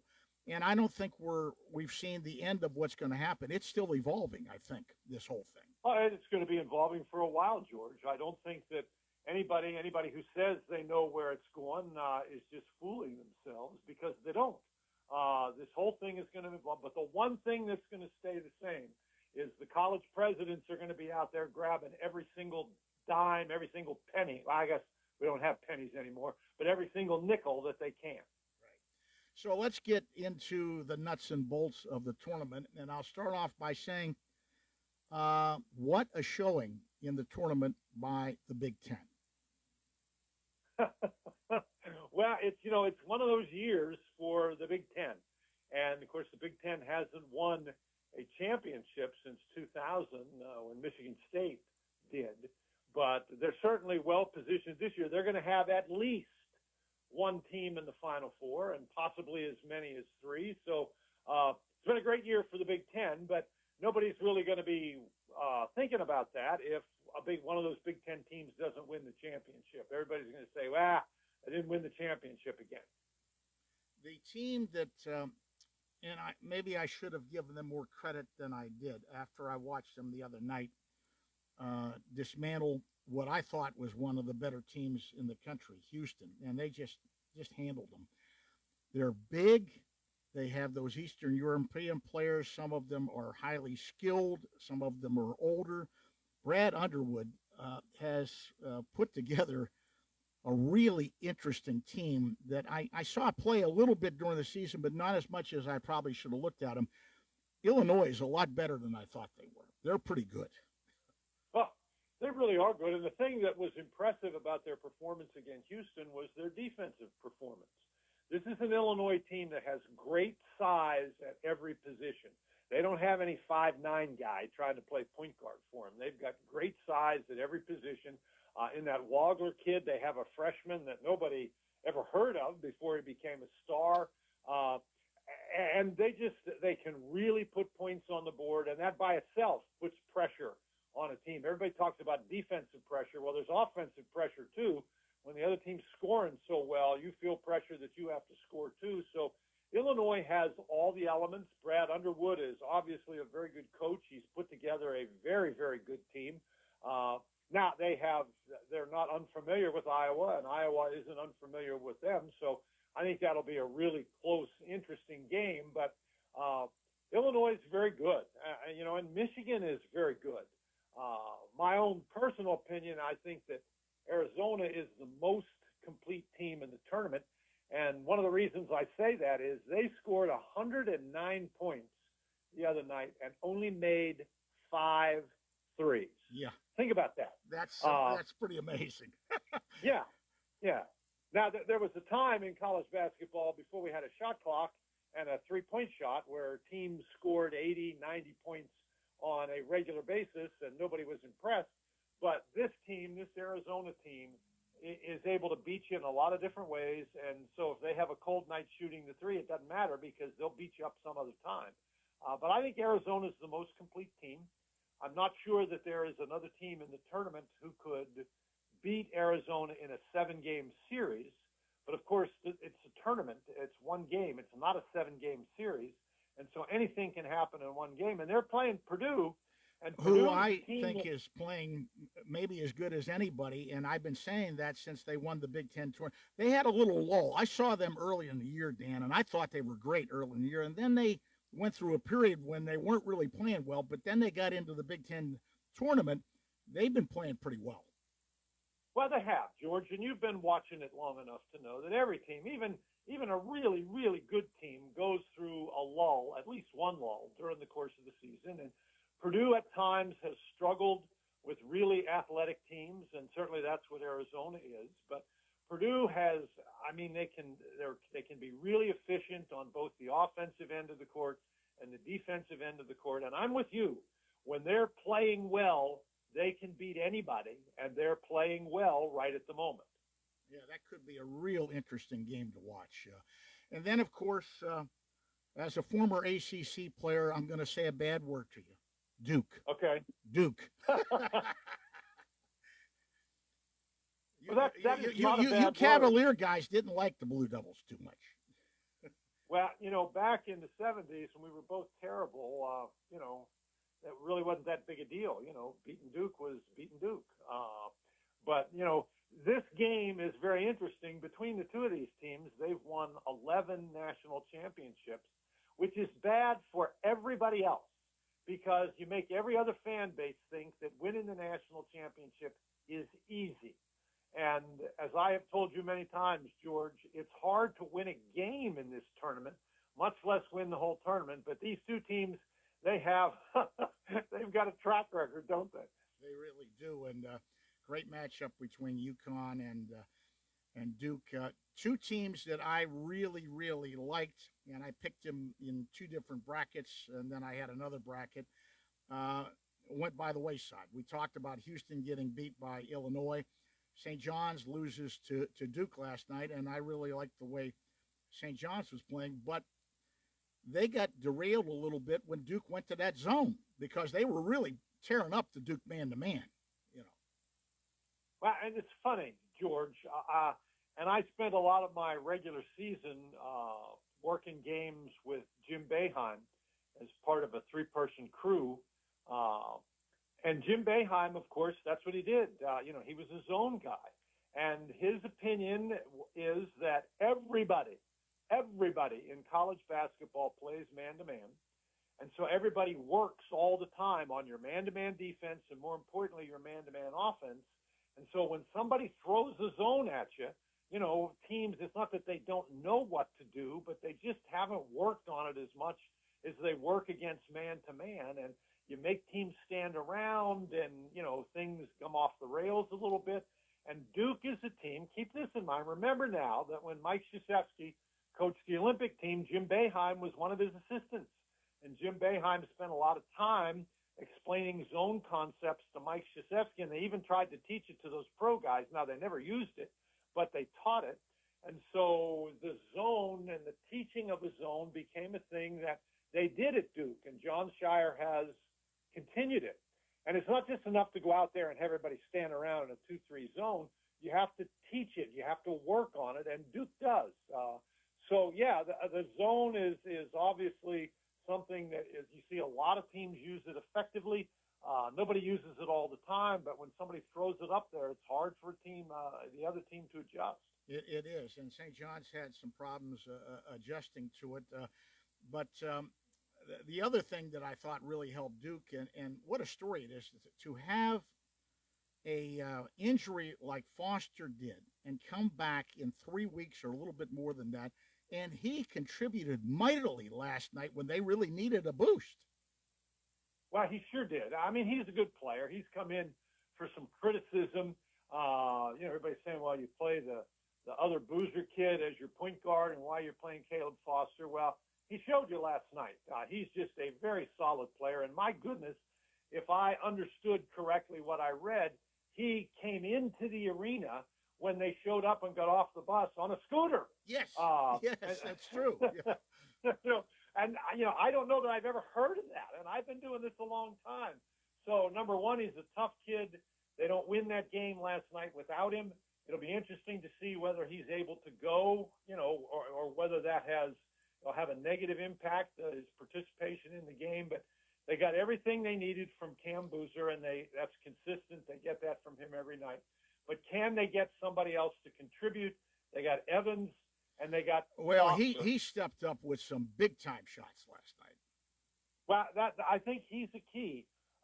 They need somebody else, and at times Evans has been the key, and the Sarr kid is a really good defender, but every once in a while he has a good offensive game. And Caden Boozer has had really good offensive games, but last night it was Evans and it was Foster helping out Cam Boozer, and that's what Duke needs. They can't just be Cam Boozer, and they're not. I think Malik Brown is one of the elite defenders in the country, and Duke is very, very good defensively. This will be a great matchup against a veteran, tough UConn team.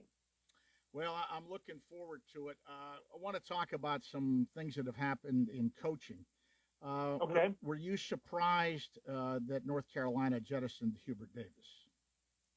Well, there's been rumblings about poor Hubert ever since he took the job. When you're at North Carolina, you have to deal with expectations that, are probably oversized, but certainly the background at North Carolina, from Frank McGuire to Dean Smith to, Roy Williams, those expectations are there because people have had tremendous success. The way they lost that game against VCU had the North Carolina people just howling. And so, I was a little surprised, but not really surprised. The thing is now, who are they going to get?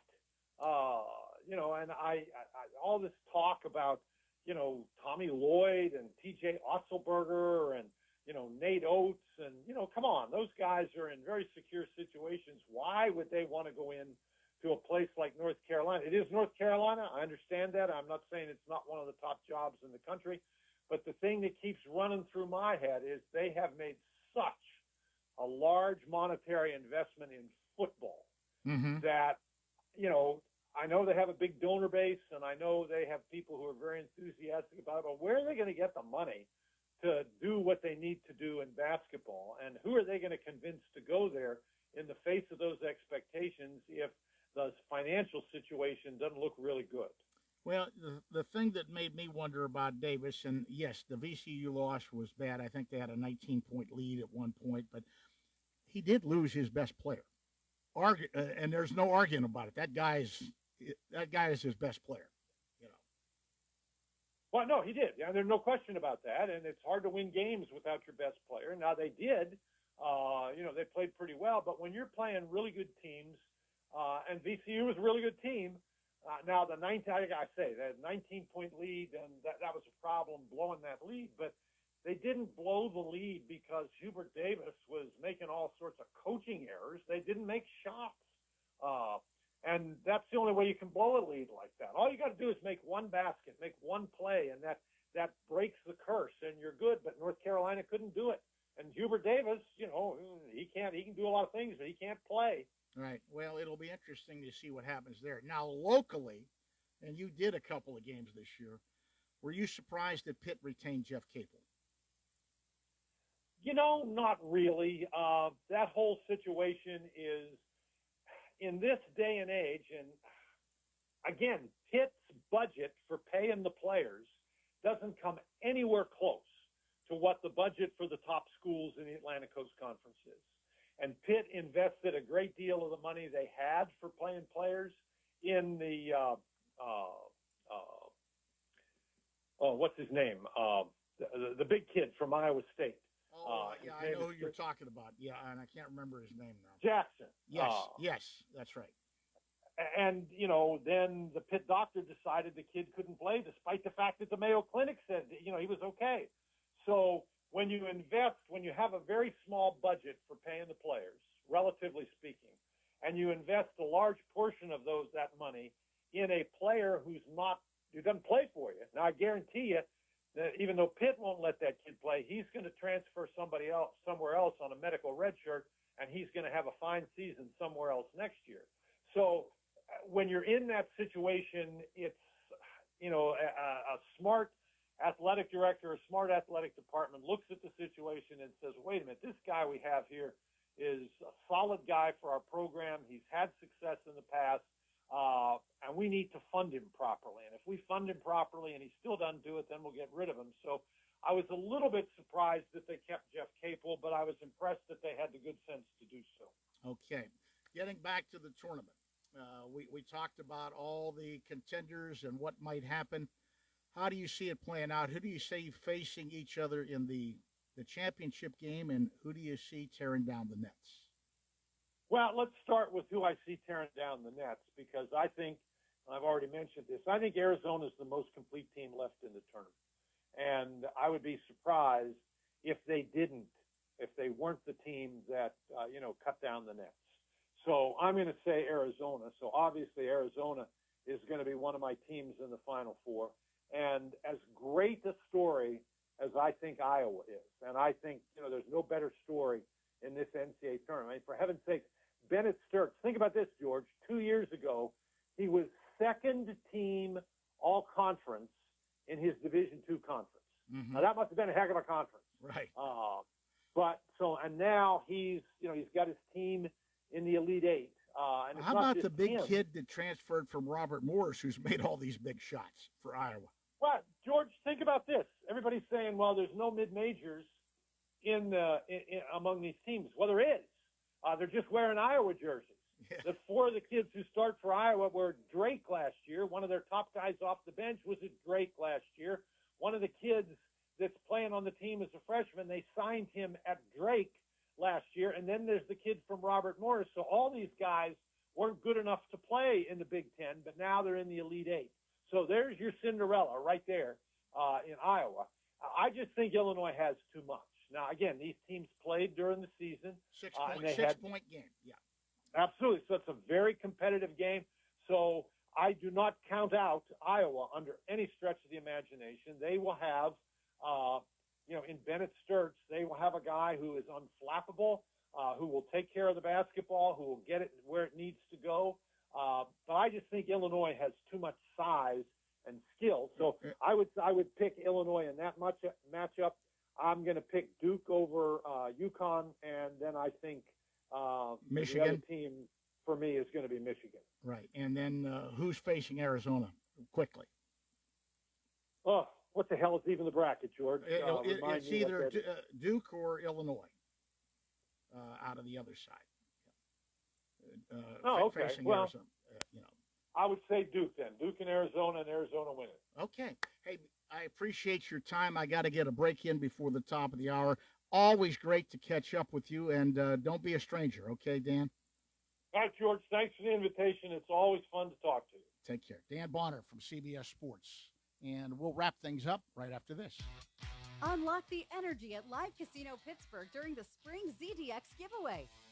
Play daily to earn entries toward our giveaway drawings on March 27th and 28th, where you could win a share of over $55,000 in prizes, or race away in a new 2026 Acura ZDX all-wheel drive EV. Get charged up for the Acura ZDX giveaway on March 27th and 28th, only at Live Casino Pittsburgh. Gambling problem? Call 1-800-GAMBLER.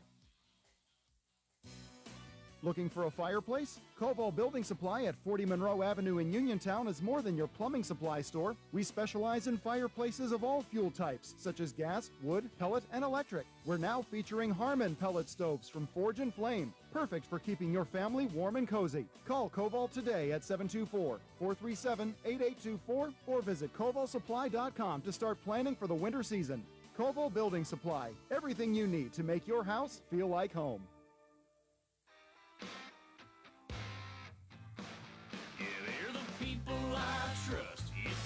Place I go, home warehouse, where a house becomes a home. March brings spring and home improvement season. Planning a home improvement project with your tax refund? Home Warehouse, a Best in Fayette winner for home improvements and windows, is the place to go for all your home exterior needs. Warm weather means more outdoor living. Add value to your home with a new deck. Home Warehouse has a great selection of easy-to-maintain composite decking and vinyl railing, plus siding, shutters, windows and doors, roofing shingles, metal and rubber roofing, soffit and fascia, as well as flooring. So for selection, great prices, and hometown service, see Sandy and Donnie at Home Warehouse, Connellsville Street in Uniontown. They know how to make your house a happy home. Shop Monday through Friday, 8 to 4:30, Saturday, 8 to noon. Home Warehouse, where a house becomes a home. Ready to score big on your next home? Well, great news. Huge savings are waiting for you at Clayton Homes of Bell Vernon. From open floor plans perfect for game day parties to energy-efficient homes that will help you save money all season long, these homes are built to deliver. Don't wait on the sidelines. Make the winning play today and find the home that fits your family and lifestyle. Visit Clayton Homes of Bell Vernon at 4500 Route 51. Looking for a great place to eat in Uniontown? Stop by Casey's Sports Cafe, located at 243 South Mount Vernon Avenue and proudly owned by the Vernon family. Casey's is open Monday and Friday from 7 to 3, Tuesday through Thursday 7 to 7, and Saturday and Sunday 7 to 2. Come check out their new items and delicious entrees. And remember, Casey's can cater your next event. Whether it's breakfast, lunch, or dinner, Casey's is the place to eat. Call 724-550-4126.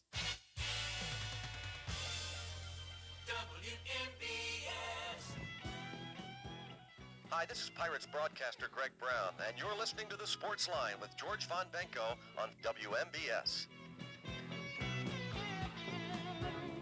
And that puts a capper on the Sportsline. Hope you enjoyed the basketball talk with Dan Bonner of CBS Sports. Always good. George Von Benko bidding you and yours a very, very pleasant good afternoon. Do not touch that dial. My buddy, Arnie Amber, is up next with Oldies Unlimited. He does have a guest on the show today. Mike Miller of Harmony Street and the Mystics will join Arnie at 1:15 on Oldies Unlimited. So keep it right where it is on WMBS. And the Sportsline has been brought to you this morning by my good buddy, Tom Vernon, and Casey Sports Cafe, located right here on South Mount Vernon Avenue in Uniontown, the Firestone Insurance Agency in Normalville, and by Bogies at Duck Hollow, now under new management, serving lunches and dinners Monday through Saturday from 12 to 9. Come on out, enjoy fine dining. Phone 724-439-2150, located at 374 Duck Hollow Road in Uniontown.